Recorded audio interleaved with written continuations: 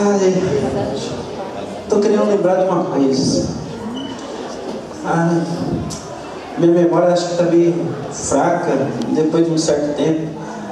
Sabe na adolescência? Ah, tô lembrando. Sabe na sua adolescência? Você também dançava, né? Claro, eu nunca vi preconceito em dançar. Eu olhava todas aquelas bailarinas tão perfeitas. Nossa, eu também criei meu próprio grupo de dança, sabia? Nós dançávamos em qualquer lugar, dançávamos até nas ruas. Você me mostra? Será que consegue ainda? Ah, claro que eu consigo.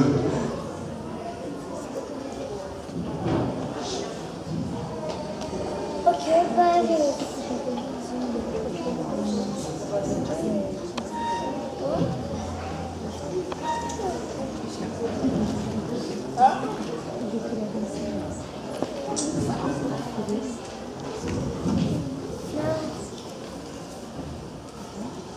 Mãe, mas tia.